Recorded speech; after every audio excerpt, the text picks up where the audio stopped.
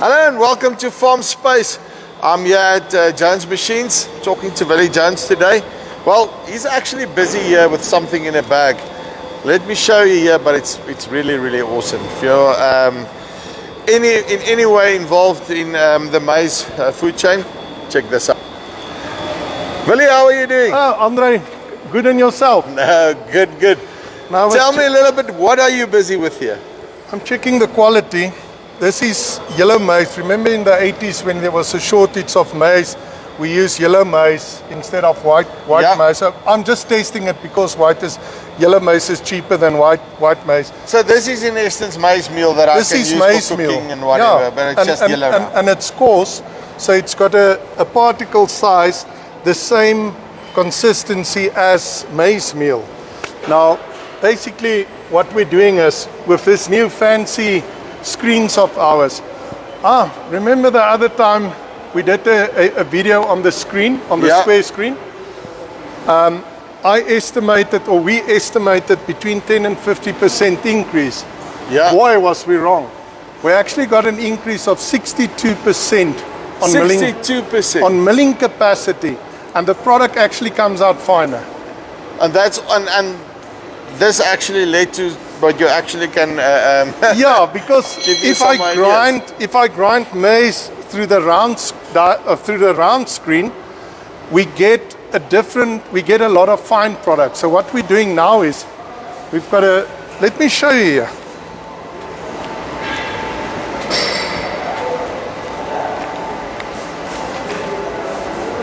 In order for one to do maize, don't look at the quality of the maize now. This is all we can get before harvesting. So one wettens the maize in order to get the skin loose. Yeah. Okay, so what we've done is on our standard crusher mill, we've changed the screen configuration.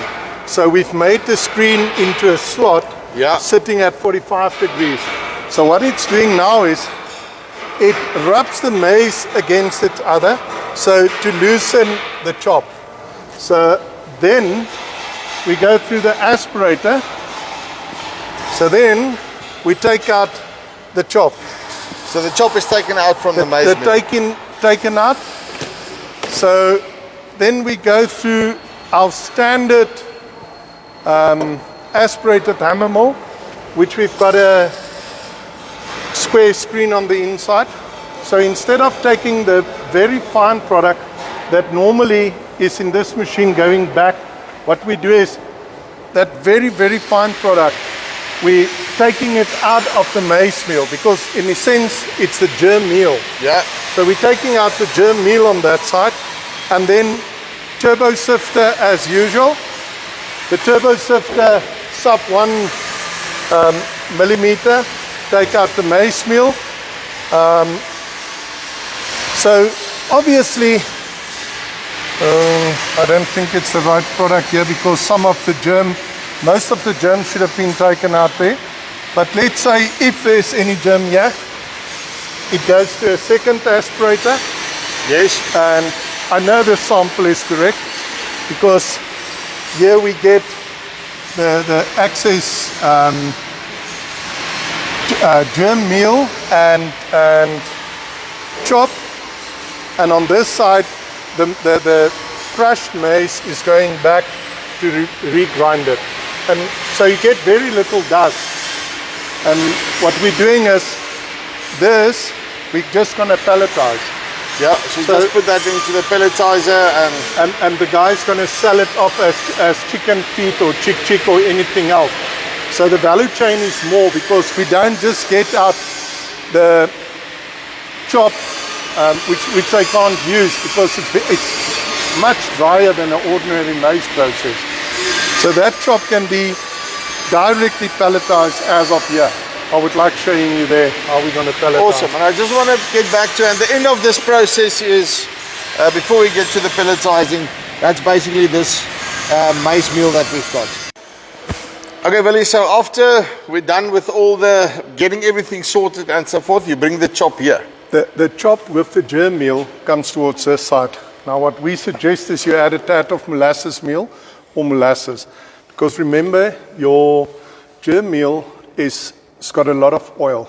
So, and the chop itself is a fiber. So that's difficult to bind. And you haven't got enough starch to do the binding. I want to just show to you and explain to you. If we take the maize and we add a bit of moisture, this is the same maize which we've added at the milling plant at the back. Yeah. When I add these maize to the pellet machine, 4.5 millimeter screen, it makes a very hard pellet. Remember, it's not been ground, it's just maize like this, which went through the pellet process. Yep. Now this actually is cooked maize. So the process is glutenization. It's basically making millipap.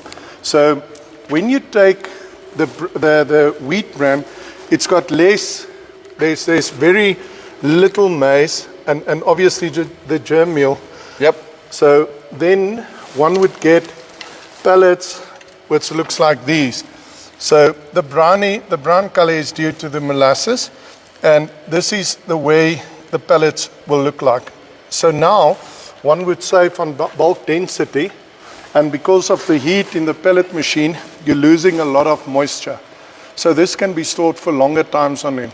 And I believe one can feed this to chickens and ruminants and everything. So on storage wise, the pelletization of chop, especially for transport, make it very, very attractive. And so basically this is just quickly to explain to people that haven't seen these machines yet. Sorry, so basically they come in here. You're chucking your mash at this side. Obviously one wouldn't do maize as I did just now. It just was for demo. You can do roughage, I can do cotton waste, any type of product like wood chips. On our channel, one can look. So you chuck it in here. We've got a stirrer. Sorry, the power is not off. So the belt takes it on a variable speed drive. Yep. Pass the magnet on top. We've got a very sturdy magnet. So nothing drops down here. If I can just find a bolt, let's take a... If something goes into your machine, the magnet will take it out. Then it drops into the pellet machine. Your die is turning, the rollers are stationary, and you set them from the side. Yeah. Pellets comes out here. We've got a cutter. Always use a piece of wood if you want to scratch in here, because you're going to try and do it. And then pellets come out on this side. And that's it, and then it goes into the cooler. And it goes to the cooler. It's a counterflow cooler, and at the bottom you bag off. Now, this machine can do, I would use this machine doing roughage, but people in Zambia and Zimbabwe has been using it for the ease of running it, because you can look into the machine. So normally when you do chicken feet, Andre, you will be using the So when you do the fine stuff, you actually use machine like this. What you mean by fine stuff is when mostly chicken feeds. Same principle, adds the stuff at the back. We put some steam in order to wetten the product. Let's call it moisten the product, and to up the temperature so you can get glutenization. So then one can imagine the difficulty of running a machine on this if only you got the amp meter to show you what is the current state of the machine. Yeah. So therefore that machine, one would appreciate the fact, because you can't see in here, that machine will run much better in Africa. And it's a lot easier to operate. It's a lot easier to operate. This machine has got a fancy little holder that sits on here, and one adjusts the pellet size like this. On that machine, there's a little cutter that needs to be moved up and down. But one can see the size of the throat of the machine. This is about the throat size. So therefore, one can't do roughage with fibers, I would say, longer than this. So generally, on this machine, generally on a round die, one would grind the product as, let's say you want, this is like a 4.5 millimeter die. So in order to do a kind of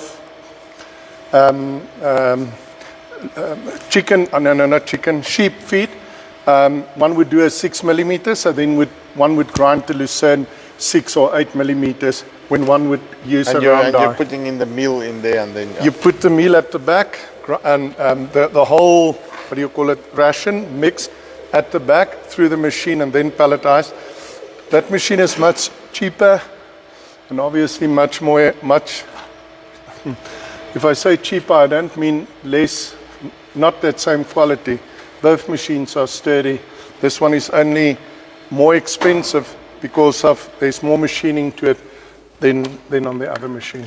So you guys are going to be at Nampo. Where exactly? Andre, if you go down south towards Bothaville, you go into the south gate. And then from the south gate, you just stroll along. On the left-hand side, you see the huge sign with the solar panel. It's written Jones Masjiene. That's the Afrikaans for machines in English. So it wouldn't say Jones Machines, it would say Jones Masjiene. We will be there, blue, and the cream and blue machines. You'll find us there. Awesome. Willie, thank you very much. Thanks, Andre, for your time. So that's Willie Jones from Jones Machines. So, okay, it's awesome to see how they're able to basically pellets anything. So if you're going to Nampo, make sure that you go and pay them a visit. They're also always busy there doing demos and so forth. So you're into animal feed, you must not miss that. So it's here from Farm Space. Till next time. Cheers.